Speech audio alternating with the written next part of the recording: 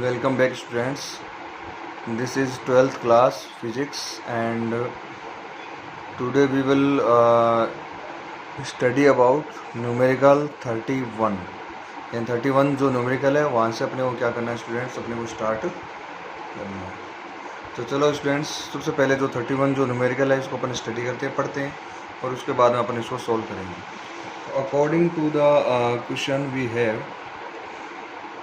two large conducting spheres carrying charges q1 and q2 are brought close to each other.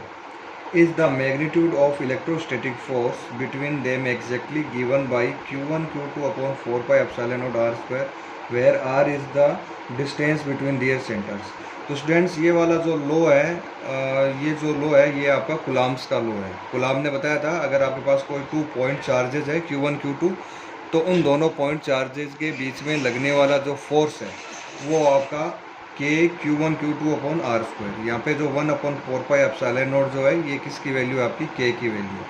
तो ये जो आपका Coulomb's लो ने आपको ये बताया था। लेकिन ये स्टूडेंट्स आपको शायद रिमेंबर होगा कि कुलाम ने जब ये लॉ बताया था तो उसने स्पेसिफाई किया था कि ये जो लॉ है ना वो this is only for point charges, यानी कि बहुत ही छोटी सी जगह पर कोई 2 चार्जेस है उनके लिए।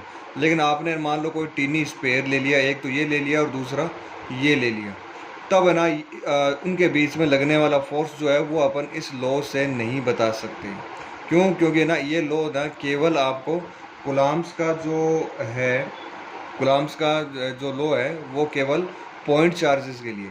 लेकिन अगर कोई चार्ज मान लो कोई 2 स्पेयर पे, जैसे एक स्पेयर यहाँ पे और दूसरा स्पेयर यहाँ पे, तो अगर इनके बीच में कंडक्टिंग स्पेयर, तो स्टूडेंट्स इसका कारण मेन ये है कि मान लो आपके पास एक स्पेयर ऐसे दूसरा स्पेयर ऐसे, अगर आप उसको पास में लेके आओगे तो सपोज करो यहाँ पॉजिटिव चार्ज है और सपोज करो यहाँ मान लो कि आपका नेगेटिव चार्ज है।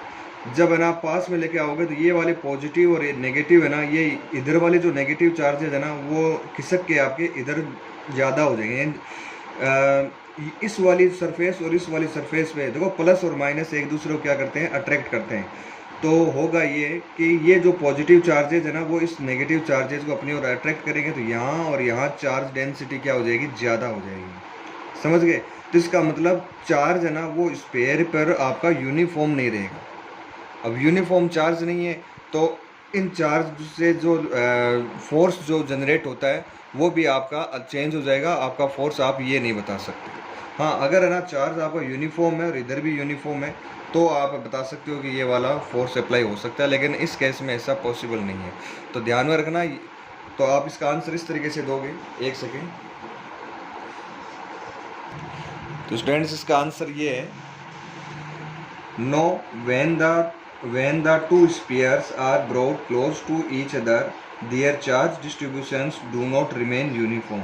क्यों? क्योंकि ना अगर मान लो कोई भी मान लो ना चार्ज है वो एक दूसरे अट्रैक्ट करेंगे या फिर रिपेल करेंगे, तो चार्ज है ना कंडक्टर पर चार्ज का मोशन हो सकता है, तो वो चार्ज है ना एक दूसरी साइड पे क्या हो जाते हैं, इकट्ठे हो जाते हैं। तो चार्ज डेंसिटी आपकी यूनिफॉर्म नहीं रहती है, चेंज हो जाती है। And they will not act as a point charge, और वो है ना पॉइंट चार्ज की तरह फिर एक्ट नहीं करेंगे। इसलिए अपन है ना जो फॉर्मूला अगले ने बताया ना q1 q2 upon 4 by Coulomb's का लो, आप है ना इसमें अप्लाई नहीं कर सकते फोर्स फाइंड करने के लिए। ओके स्टूडेंट्स, सेकेंड क्वेश्चन है, देखते हैं वापस।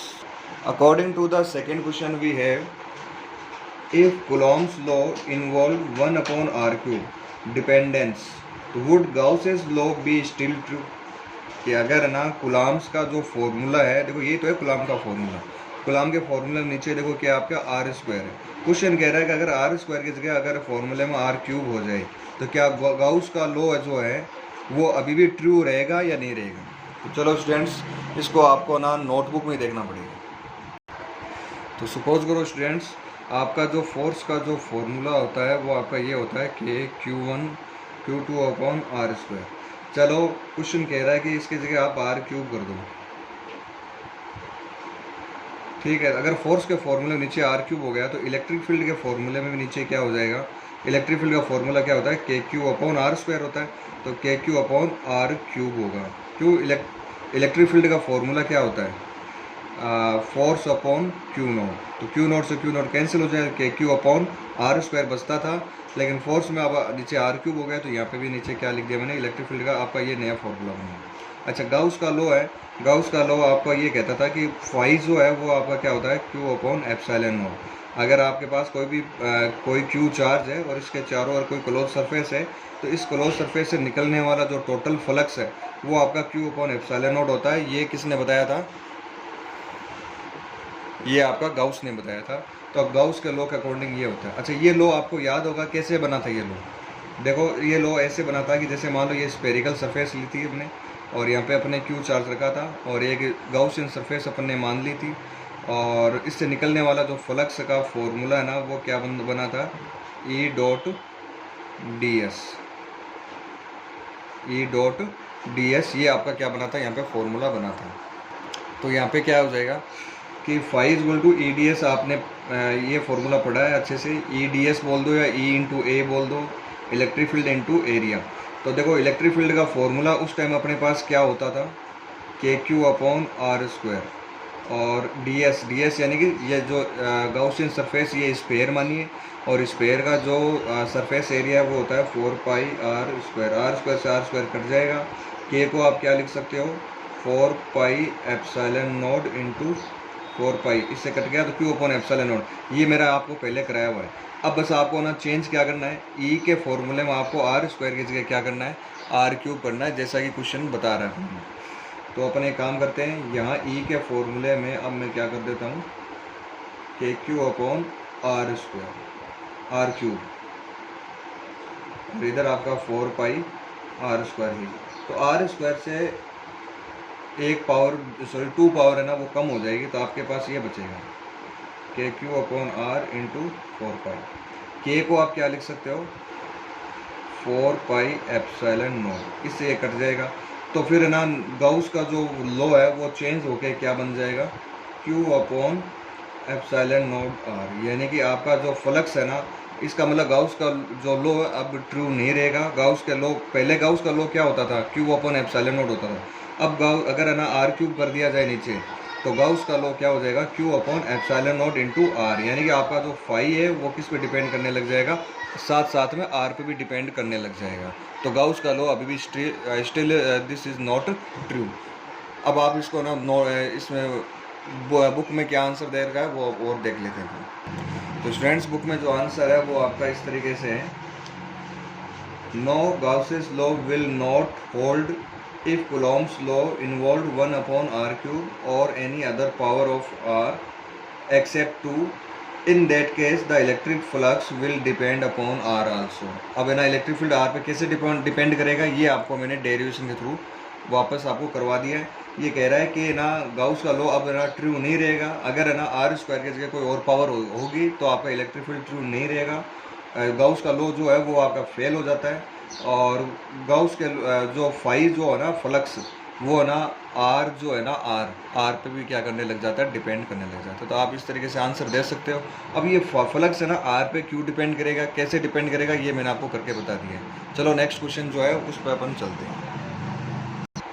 ओके स्टूडेंट्स, अब अपन बात करते हैं क्वेश्चन नंबर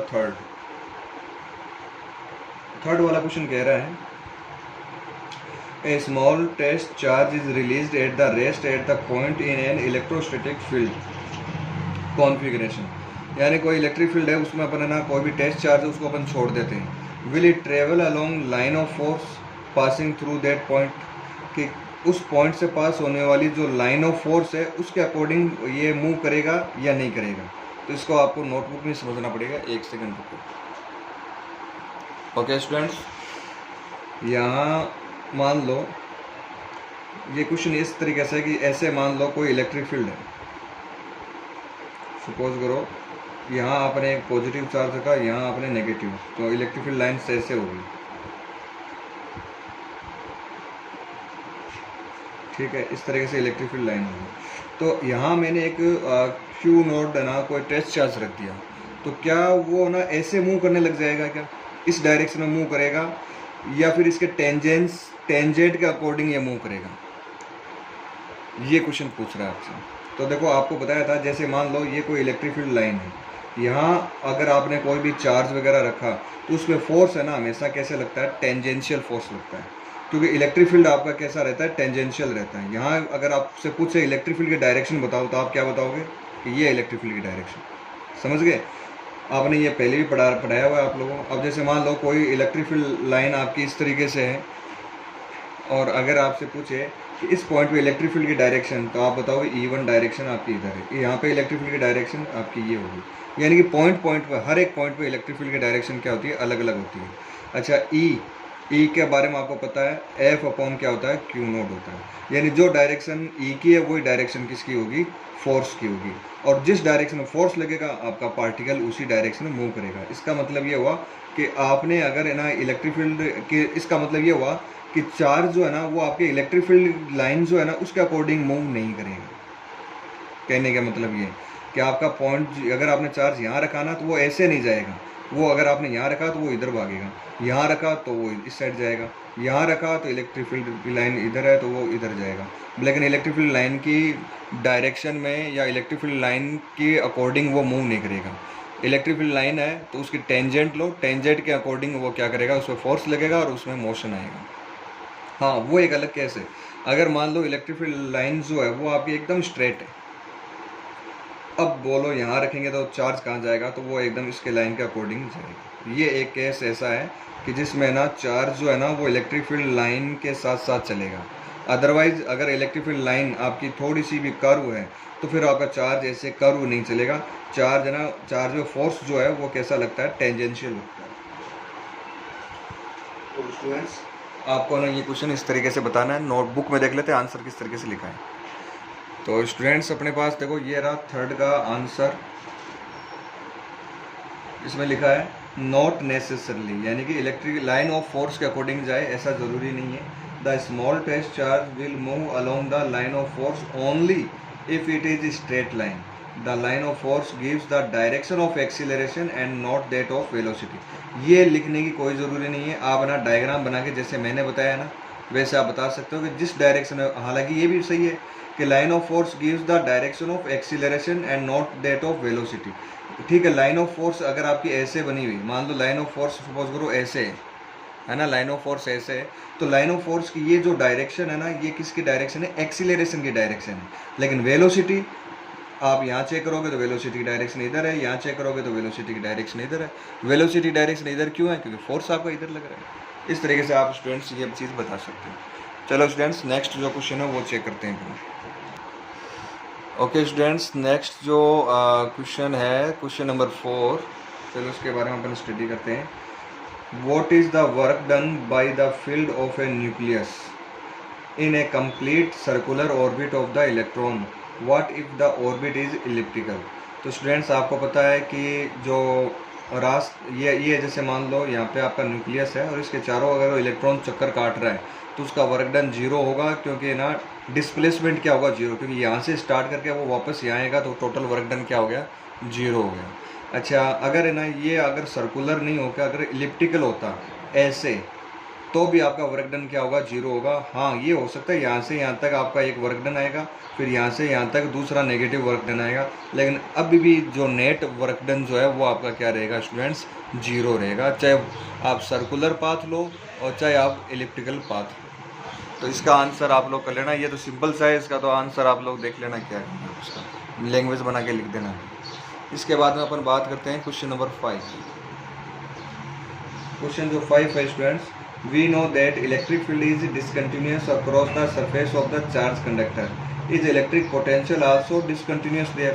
आपको पता है कि कोई भी चार्ज सरफेस है उसके अंदर इलेक्ट्रिक फील्ड जो है ना वो कंटिन्यूस नहीं होता है, यानी कि आपका इलेक्ट्रिक फील्ड सरफेस, क्योंकि अंदर यहाँ पे जैसे मान लो ये कोई कंडक्टर है, इलेक्ट्रिक फील्ड की डायरेक्शन ऐसे है, तो क्या ये कंटिन्यूस है, क्या पीछे से एकदम इन्फिनिटी से आ रहा है कि ये वेक्टर नहीं आ रहा, क्यों, अंदर वेक्टर क्या आपका जीरो है। इलेक्ट्रिक फील्ड अंदर क्या होता है, कंडक्टर के अंदर इलेक्ट्रिक फील्ड क्या होता है, जीरो होता है, तो इसका मतलब वेक्टर भी क्या होगा, जीरो होगा, ये कंटिन्यूस नहीं है।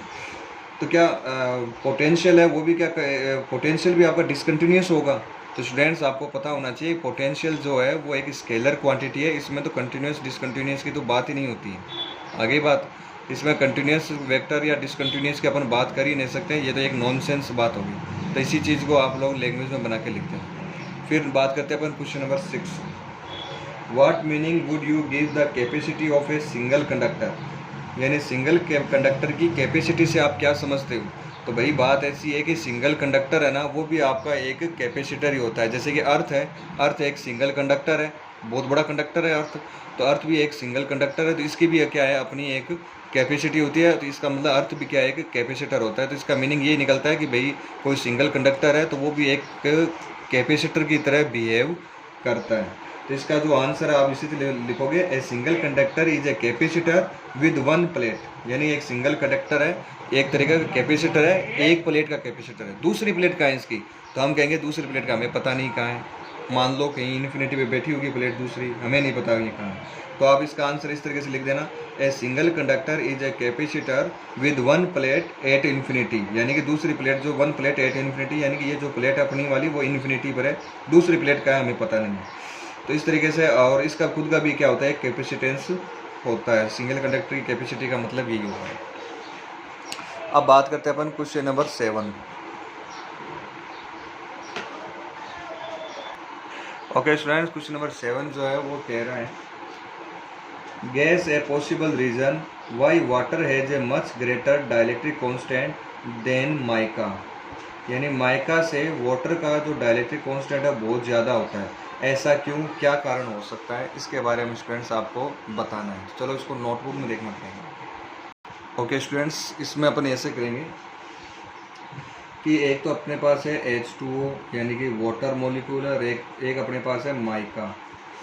तो स्टूडेंट्स होता यह है कि इसका जो डाइलेक्ट्रिक कांस्टेंट है K वो आपका 80 के करीबन यानी ज़्यादा होता है, और जो माइका का जो K है वो आपका कम होता है, ऐसा क्यों होता है, इसके बारे में अपने को क्या है आंसर देना है। तो होता यह है कि वाटर मॉलिक्यूल है ना, इसके पास परमानेंट डाइपोल मोमेंट होता है, परमानेंट डाइपोल मोमेंट होता है इसके पास, ठीक है। माइका के पास, यानी ये एक तरीके का पोलर डाइलेक्ट्रिक है, वाटर जो है ना ये क्या आपका पोलर डाइलेक्ट्रिक है। माइका इसका उल्टा है, इसके अंदर परमानेंट डाइपोल नहीं होता है, साथ में ये पोलर नहीं है, नॉन पोलर डाइलेक्ट्रिक है। होता ये है कि जो ना जिनके पास परमानेंट डाइपोल होता है, जैसे मान लो ये कोई आपके पास वाटर है आपके पास, इसमें इनके पास है ना, जैसे मान लो अभी इनके पास डाइपोल मोमेंट है, इनके पास कोई इधर है, जैसे मान लो प्लस माइनस है, कोई माइनस प्लस है, तो एक तो इधर हो गया, इसका आपका जो डाइपोल मोमेंट है वो आपका इधर होगा।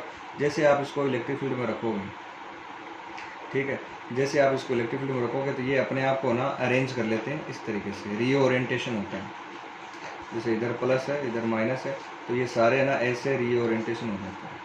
अब होता ये है कि इनके पास पहले से डाइपोल मोमेंट होता है, इसका मतलब पहले से इनके पास इस डायरेक्शन में क्या होता है, प्लस से माइनस की ओर इस डायरेक्शन में इलेक्ट्रिक फील्ड होता ही होता है। तो इसका मतलब जो जितना ज़्यादा परमानेंट डाइपोल होगा उसका जो अंदर का जो अपोजिट जो है ना इलेक्ट्रिक फील्ड, वो आपका उतना ही ज़्यादा बढ़िया होगा, उतना ही ज़्यादा बड़ा होगा। जैसे कि कंडक्टर है, कंडक्टर के अंदर स्ट्रॉन्ग परमानेंट डाइपोल मोमेंट होता है, तो जैसे आप उसको इलेक्ट्रिक फील्ड में रखोगे तो जितना आप इलेक्ट्रिक फील्ड अप्लाई करोगे उतना ही इलेक्ट्रिक फील्ड आपका इधर बन जाता है, तो नेट इलेक्ट्रिक फील्ड क्या हो जाता है, अंदर कैंसिल हो जाता है, जीरो हो जाता है। तो वही चीज़ यहाँ पे अपन बात कर रहे हैं डाइलेक्ट्रिक की। तो जिनके पास परमानेंट डाइपोल मोमेंट होता है, जिनके पास जैसे मान लो ये है और इसके पास परमानेंट डाइपोल मोमेंट है, तो इनमें क्या होगा कि जैसे आप इस तरीके से ओरिएंटेशन करोगे तो आपके पास पहले से इनके पास डाइपोल मोमेंट था, और प्लस माइनस लगाने पे इनमें स्ट्रेचिंग और भी, तो और इनके पास डाइपोल मोमेंट बन गया, ये माइनस और ये प्लस के बीच की डिस्टेंस और बढ़ जाएगी, तो डिस्टेंस बढ़ते ही इनके पास डाइपोल मोमेंट भी बढ़ जाएगा, तो ये वाला जो इलेक्ट्रिक फील्ड है ना ये आपका इंक्रीज हो जाएगा, ईपी बोलते थे अपन इसको, और अपन ने अप्लाई किया है वो कौन सा है, ई नोट। अब भाई बात ये कि अगर चलो ठीक है मान लिया कि ईपी आपका बढ़ गया, उससे क्या होगा, तो मैं आपको बताता हूँ। के का फॉर्मूला होता था अपने पास ई नोट अपॉन ई नोट माइनस का ईपी होता था। अब बात ये है कि अगर आपका ईपी बढ़ जाएगा, ये आपका क्या होता है, इंक्रीज होता है। तो अब मान लो इसका एक न्यूमेरिकल एग्जांपल देखो, जैसे मान लो ई नोड आपका 10, पहला केस ई नोड आपका 10 है और ईपी आपका 2 है, तो नीचे क्या आ जाएगा, 10/8 आएगा, ठीक है। अच्छा दूसरा केस, अगर आपका ईपी में बढ़ा देता हूँ, और EP मैं कर देता हूँ 7, तो 10/3। चलो आप खुद सोल्व करके देख लो। ये इसको डिवाइड करोगे तो ये आएगा 1 पॉइंट समथिंग, इसको डिवाइड करोगे तो ये आएगा 3 पॉइंट समथिंग। तो बोलो डाइलेक्ट्रिक कांस्टेंट किसका ज़्यादा है? 3 पॉइंट समथिंग ये ज़्यादा हुआ ना, और ये ज़्यादा किस पे डिपेंड कर रहा है? EP पर डिपेंड कर रहा है। यानी EP अगर आपका ज़्यादा है तो K भी आपका क्या होगा? ज़्यादा होगा। तो इस तरीके से आपको ना इसका आंसर जो है वो देना है। तो बुक में जो आंसर दे रखा है वो आपको भी मैं बता देता हूँ किस तरीके से दे रखा है।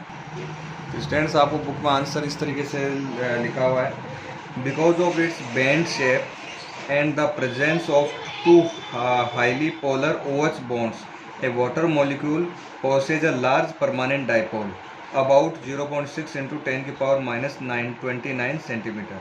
Hence water has the large dielectric constant. जिसका परमानेंट डाइपोल मोमेंट है ज़्यादा है तो उसका ना ये जो डाइलेक्ट्रिक कांस्टेंट भी ज़्यादा होता है। वो ज़्यादा क्यों होगा कि परमानेंट डाइपोल मोमेंट ज़्यादा है? इसका मतलब ये हुआ कि उसके पास पहले से डाइपोल मोमेंट है। ठीक है, आपने इलेक्ट्रिक फील्ड में रखने के बाद उसका डाइपोल मोमेंट और ज़्यादा बढ़ जाता है, वो भी उल्टी डायरेक्शन में। यानी कि EP अगर डाइपोल मोमेंट बढ़ गया तो इसका मतलब कि आपका इलेक्ट्रिक फील्ड भी इंक्रीज हो गया उल्टी डायरेक्शन में। हम ऐसे अप्लाई कर रहे हैं, उल्टी डायरेक्शन में क्या है? इलेक्ट्रिक फील्ड आपका इंक्रीज हो गया। और ये फॉर्मूला आपको पता ही है, तो इससे अपन बता सकते हैं कि डाइलेक्ट्रिक कांस्टेंट कैसे आपका इंक्रीज होगा। ओके स्टूडेंट्स, नेक्स्ट क्वेश्चन की ओर बढ़ते हैं अपन। नेक्स्ट जो क्वेश्चन है 2.32, ये क्वेश्चन कह रहा है ए सिलेंड्रिकल कैपेसिटर। अच्छा, सिलेंड्रिकल कैपेसिटर। तो स्टूडेंट्स आपको मैंने सिलेंड्रिकल कैपेसिटर है वो अपने नहीं करवाया है, तो चलो पहले अपन सिलेंड्रिकल कैपेसिटर पढ़ते हैं, उसके बाद में ये न्यूमेरिकल करेंगे। ओके स्टूडेंट्स, अपन सिलेंड्रिकल जो कैपेसिटर है उसकी कैपेसिटी का क्या फॉर्मूला होगा इसके बारे में आज अपन स्टडी करनी है साथ में, क्योंकि न्यूमेरिकल, हालांकि ये जो सिलेंड्रिकल कैपेसिटर और स्फेरिकल कैपेसिटर ये दोनों का जो डेरिवेशन है वो अपने सिलेबस में नहीं है, ऑलरेडी ये कट किया हुआ है, लेकिन न्यूमेरिकल दे दिया तो इसलिए अपन थोड़े से इसकी स्टडी कर लेते हैं। देखो सिलेंड्रिकल कैपेसिटर आपका इस तरीके से होगा। मान लो एक तो सिलेंडर है अंदर की ओर,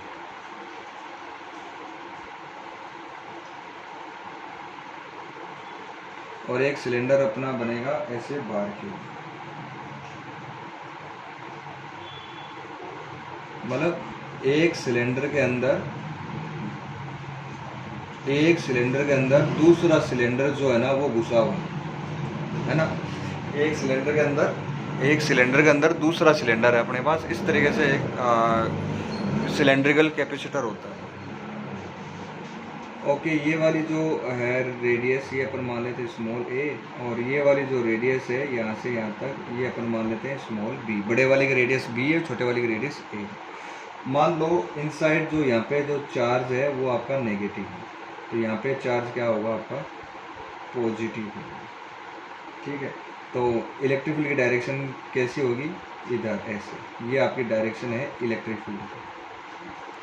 ठीक है, और जो चार्ज डेंसिटी है वो अपन मान लेते हैं ये प्लस लेमडा, और यहाँ पे चार्ज डेंसिटी क्या है?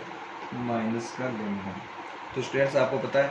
अच्छा, यहाँ मैं एक काम करता हूँ, मैं एक गाउसियन सरफेस है वो अपन क्या कर लेते हैं? एज्यूम कर लेते हैं इस तरीके से, एक गाउसियन सरफेस बना लेते हैं।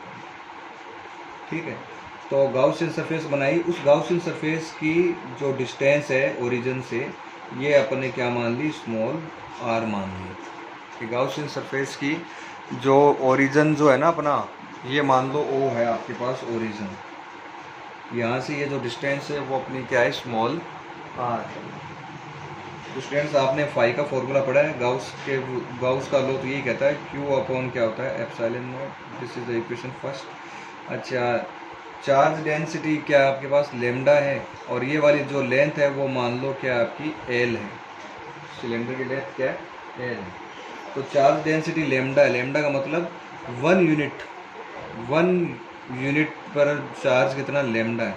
तो L पर चार्ज कितना होगा? लेमडा इंटू L, जिसको अपन ने क्या मान रखा है? Q मान रखा है। तो Q की जगह आप क्या लिख सकते हो? Lambda L upon epsilon not. ये मान लो इक्वेशन फर्स्ट है, इसको छोड़ो। ठीक है स्टूडेंट्स, फाई का जो एक दूसरा फॉर्मूला है वो होता है आपका E इंटू ए। तो फाई का जो फॉर्मूला है E इंटू ए यानी कि सरफेस एरिया। तो ये जो कर्व सरफेस एरिया है वो क्या होता है आपका 2πRh, लेकिन यहाँ h की जगह क्या l है, तो 2पाई मैं ना गाउसियन सरफेस की बात कर रहा हूँ, I am talking about Gaussian surface का कर्व सरफेस एरिया वो कितना है, तो 2पाई ये जो रेडियस है वो क्या आपकी r है और ये लेंथ क्या आपकी l है। तो ये आपकी इक्वेशन सेकंड है। दोनों ही आपके फॉर्मूले हैं फ्लक्स के, तो दोनों फ्लक्स जो है वो आपस में क्या होनी चाहिए, इक्वल होनी चाहिए। तो आप इसको ऐसे लिख सकते हो, E into 2πRL is equal to lambda L upon epsilon naught, L से L कैंसिल कर देना, 2πR को नीचे ले जाना, तो lambda upon 2πR epsilon not, ये आपका E का फॉर्मूला। अच्छा, पोटेंशियल डिफरेंस का आपको स्पेरिकल कंडक्टर वाले में आपको बताया था कि पोटेंशियल का फॉर्मूला ये होता है A से B E डॉट dr, ठीक है। यहाँ देख सकते हो डिस्प्लेसमेंट की तो डायरेक्शन इधर है, जबकि आपकी इलेक्ट्रिक फील्ड की डायरेक्शन इधर है, यानी कि E और इधर देखो वापस कि डिस्प्लेसमेंट आपने यहाँ से स्टार्ट किया है, ओरिजिन आपने इसको माना, तो आपका डिस्प्लेसमेंट है ना वो ऐसे इंक्रीज हो, जब ये इलेक्ट्रिक फील्ड आपका ऐसे इंक्रीज हो रहा है, इलेक्ट्रिक फील्ड की डायरेक्शन इधर है, डिस्प्लेसमेंट की डायरेक्शन इधर है, तो दोनों की डायरेक्शन क्या आपकी अपोजिट है। इसका मतलब ये हुआ कि E और dr दोनों की डायरेक्शन अपोजिट है, तो इसका मतलब E और dr के बीच में एंगल कितना आपका 180 है, और cos 180 की वैल्यू क्या होती है -1, वो माइनस और माइनस क्या हो जाएगा प्लस, तो आपका फाइनली फॉर्मूला आपका ये बन जाएगा। वेक्टर हटा देना, ये आपको मैंने लास्ट वाले टॉपिक में भी ऐसे ही करवाया था स्फेरिकल कंडक्टर वाला। इसके बाद में जो स्टूडेंट्स E जो है ना उसकी अपने को क्या करनी है, वैल्यू ना वो पुट करनी पड़ेगी, तो A से B E की जो वैल्यू है स्टूडेंट्स, E की वैल्यू क्या रखेंगे, E की वैल्यू ये रखो ना, अभी अपने फाइंड किया था कहाँ, लेमडा अपॉन 2पाई एप्सिलॉन नॉट, ये वैल्यू आप पुट कर सकते हो E की जगह, lambda upon 2πR epsilon not, और आगे क्या अपने पास dr, कांस्टेंट जो है ना उसको ले लीजिए आप बाहर, तो लेमडा बाहर आ जाएगा, 2पाई एप्सिलॉन नॉट बाहर आ जाएगा, अंदर अपने पास बचेगा dr अपॉन r, तो 1/r का जो इंटीग्रेशन है वो हो जाएगा आपका log, इसका जो इंटीग्रेशन है वो क्या आएगा, log आएगा, नेचुरल log, या log के अंदर बेस लगा दो आप नीचे, log बेस में क्या लगेगा E, और आगे क्या आ जाएगा 1/r है ना, 1/r का जो इंटीग्रेशन हो जाएगा log r, या log बेस ER, बेस लगाना मत भूल जाना। फिर B और R रखो, लेमडा 2पाई एप्सिलॉन नॉट log R की जगह एक बार B रखेंगे, फिर एक बार R की जगह क्या रखेंगे, A रखेंगे, तो ये आ जाएगा फॉर्मूले में आपके पास log B minus log A। जब भी दो लोग अगर नेगेटिव है तो वो किस में हो जाते हैं, डिवाइड में हो जाते हैं, तो आपका V का फाइनल फॉर्मूला ये बनेगा, log base E B upon A, ये आपका फाइनल फॉर्मूला बन गया log का। अच्छा, टोटल जो चार्ज है वो आपका L लेमडा है, इसमें तो कोई दिक्कत नहीं है, ठीक है। C, अब अपन कैपेसिटेंस फाइंड करते हैं। C का फॉर्मूला क्या होता है, Q अपॉन V, Q यानी टोटल चार्ज क्या है, L लेमडा है ना, ये तो अपने पहले ही फाइंड कर रखा है L लेमडा। V आपका ये है, तो ये लिखो आप लेमडा अपॉन 2पाई epsilon naught log B upon O। Lambda से स्टूडेंट्स लेमडा क्या हो जाएगा, कैंसिल, और 2पाई एप्सिलॉन नॉट कहाँ चला जाएगा, ऊपर, तो ऊपर आ जाएगा अपने पास 2पाई epsilon naught L upon log B upon A, ये आपका कैपेसिटेंस का फॉर्मूला बनेगा। सिलेंड्रिकल कैपेसिटर का फॉर्मूला आपका इस तरीके से देना है। अब चलो, अब ना अपन वो न्यूमेरिकल है ना वो सोल्व करते हैं। तो स्टूडेंट्स ये था अपना क्वेश्चन 2.32। क्वेश्चन आपसे कह रहा है, ए cylindrical capacitor has 2 coaxial cylinders of length 15 centimetre and radii 1.5 and 1.4 centimetre, यानी B की वैल्यू 1.5 है और अंदर वाला जो A माना था उसके 1.4 है। The outer cylinder is earthed and the inner cylinder is given a charge of 3.5 microcoulomb. Determine the capacitance of the system and the potential of the inner cylinder neglect the end effects bending of field lines at the end, यानी कि जो cylinder ऊपर और नीचे का जो and का जो सिरा है ना, वहाँ पे अपने को कोई भी चीज़ एज्यूम वगैरह कुछ भी नहीं करना, उसको नेगलेक्ट करके चलना है। तो स्टूडेंट्स अपना जो फॉर्मूला है वो देखो, इसमें जो चीज़ें गिवन है ना पहले अपन वो राइट कर लेते हैं। एल ये आपको 15 सेंटीमीटर दे रखा है, यानी टोटल जो लेंथ है। चार्ज आपको 3.5 माइक्रोकुलम दे रखा है। ए की वैल्यू 1.4 है और बी की वैल्यू 1.5 है। इनको मीटर वगैरह में आप लोग चेंज कर लेना। अभी जो मैंने फार्मूला फाइंड किया था वो मैंने स्टूडेंट्स ही फार्मूला फाइंड किया था, 2 pi epsilon naught L upon log base में क्या है ई बी अपॉन ए। इसको आप है ना चाहो तो चेंज कर सकते हो, इसको आप ना 2.303 करके लॉग बेस में ई हटा दिया यहाँ से, तो 2.303 लॉग बी अपॉन ए हो जाएगा। ठीक है, अब बात करते हैं अपन ये वाली टर्म कहाँ से है। तो देखो 2 पाई एप्सिलॉन नॉट है ना, इसको क्या किया ऊपर नीचे 2 से मल्टीप्लाई कर दिया ऐसे। तो 2 को 2 से मल्टीप्लाई करेंगे तो क्या हो जाएगा, ये 2 इंटू 2 क्या होता है, 2 2 ज़ा 4। तो ये ऊपर है ना 4 पाई एप्सिलॉन नॉट आएगा, जिसको आप नीचे लेके आओगे तो आप ऐसे लिखोगे 1/4 पाई एप्सिलॉन नॉट, क्योंकि इसके हमारे पास वैल्यू है 9 इंटू 10 की पावर 9। तो इस तरीके से स्टूडेंट्स आपको ना ये क्वेश्चन सॉल्व कर लेना, तो ये आप लोग कर लेना फिर। डियर स्टूडेंट्स, अब अपन बात करेंगे क्वेश्चन नंबर 33। देखो स्टूडेंट्स काम बड़ा धीरे हो रहे हैं, लेकिन क्या करें, तो मैं तो अपनी तरफ से पूरा एकदम से लगा हुआ हूँ, लेकिन क्या करें। अब क्वेश्चन ये आपके एनसीईआरटी के जो ये एडिशनल क्वेश्चन है, तो अब ये तो टाइम तो लगेगा भाई, नहीं सीधी सी बात है। चलो अपन फिर भी अपन कोशिश करते हैं, भगवान ने चाहा तो सब कुछ सही होगा। 2.33 जो 33 वाला जो एग्जाम्पल है वो अपन करते हैं। ये कह रहा है कि ए पैरेलल प्लेट कैपेसिटर है is to be designed with a voltage rating 1 kilovolt, यानी कि अपने पास एक पैरेलल प्लेट कैपेसिटर है जिस पर आप ज़्यादा से ज़्यादा वोल्टेज कितना लगा सकते हो, 1 किलो वोल्ट। किलो का मतलब है 1000, यानी कि 1000 वोल्ट का है अपने पास। पोटेंशियल कितना होना चाहिए, लास्ट पोटेंशियल 1000 होना चाहिए, इससे ज़्यादा पोटेंशियल नहीं होना चाहिए।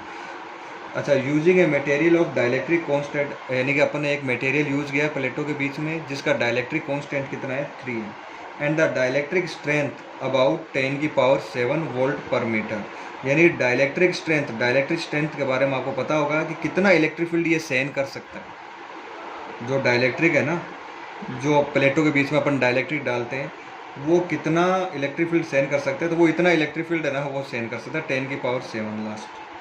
For safety, we would like to field never to exist say 10% of the dielectric strength। अब बच्चों बात ऐसी है कि इलेक्ट्रिक फील्ड वो इतना तो सहन कर सकता है कि 10 की पावर 7, लेकिन इसका मतलब ये नहीं है कि जैसे मान लो आपकी क्लास में जैसे सपोज करो कोमल है, वो 4 थप्पड़ सहन कर सकती है, यानी अपन 4 थप्पड़ लगाएंगे वहाँ तक सहन कर सकती है, उसके बाद में वो गिर जाएगी। इसका मतलब ये थोड़ा ना कि अपन 4 ही लगा दें, सेफ्टी के लिए अपन उसको कितने थप्पड़ लगाएंगे, 3 ही लगा देते हैं ताकि वो खड़ी रहे और दर्द भी हो। तो वही चीज़ स्टूडेंट्स अपने पास यहाँ अपन जो डाइलेक्ट्रिक स्ट्रेंथ है वो आपकी 10 की पावर 7 है। इसका मतलब 10 की पावर 7 जितना जो इलेक्ट्रिक फील्ड है ना वो ये सहन कर सकता है डाइलेक्ट्रिक। लेकिन सेफ्टी के लिए अपन है ना इसका जो 10% है ना, कि we would like the field never to exist say 10% of the dielectric strength, इसके 10% से ज़्यादा एग्जिस्ट नहीं करना चाहिए। तो what minimum area of the plate is required to have a capacitance of 50 picofarad, कि कैपेसिटेंस जो है वो आपका 50 पिकोफेराड से ज़्यादा नहीं होना चाहिए। तो what minimum area of the plates, यानी कि प्लेटों का जो एरिया है वो मिनिमम कितना एरिया होना चाहिए, ये क्वेश्चन है। इसका जो आंसर है वो स्टूडेंट्स आपका इस तरह से है, एक सेकेंड रुको। तो स्टूडेंट्स एक तो आपको ये चीज़ दे रखी है मैक्सिमम परमिसिबल वोल्टेज, यानी कि कितना वोल्टेज आप अप्लाई कर सकते हो, तो 1 किलो वोल्ट, यानी कि 10 की पावर 3 वोल्टेज, इतना ही वोल्टेज आप अप्लाई कर सकते हो। अच्छा, मैक्सिमम परमिसिबल इलेक्ट्रिक फील्ड देखो ऐसे तो है ना डाइलेक्ट्रिक स्ट्रेंथ है आपकी 10 की पावर 7 है, लेकिन अगले ने कहा है कि इसका आपको 10% ही आपको अप्लाई, मैक्सिमम है ना वो 10% ही आपको अप्लाई करना है। तो 10% ऑफ 10 की पावर 7, तो 10⁻⁷ का अगर अपन 10% अगर अपन फाइंड करते हैं तो ये आता है 10⁻⁶ वोल्ट पर मीटर। इतना वोल्टेज आप है ना ये जो है अप्लाई करना है आपको। ठीक है, अब बात करते हैं अपन मिनिमम सेपरेशन डी। मान लो प्लेटों के बीच की जो डिस्टेंस है वो क्या आपकी स्मॉल डी है। तो देखो v का फॉर्मूला होता है e इंटू डी। तो e का फॉर्मूला क्या होता है v अपॉन डी। अगर आपसे मैं d पूछूं तो d का फॉर्मूला होगा v अपॉन ई। आपके पास v भी है और e भी है, तो आप स्मॉल d यानी दोनों प्लेटों के बीच की डिस्टेंस भी क्या कर सकते हो, फाइंड कर सकते हो। ये जो डिस्टेंस आई दोनों प्लेटों के बीच की, ये आ गई 10⁻³ मीटर। अच्छा, बात करते हैं अपन कैपेसिटेंस। कैपेसिटेंस का फॉर्मूला होता है K∈0 A अपॉन डी। जब डाइलेक्ट्रिक मटेरियल अगर इंसर्ट कर रखा है तो उसका जो K से अपने डाइलेक्ट्रिक कांस्टेंट K से अपने को क्या करना पड़ता है, मल्टीप्लाई। ए अपने को ना सारी चीज़ें दे रखी है, केवल ए फाइंड करना है। तो ए का फॉर्मूला हो जाएगा CD अपॉन K∈0। इसको सोल्व कर लेना, आपका क्वेश्चन आंसर जो है वो आ जाएगा। चलो स्टूडेंट्स, नेक्स्ट क्वेश्चन पे ध्यान देते हैं।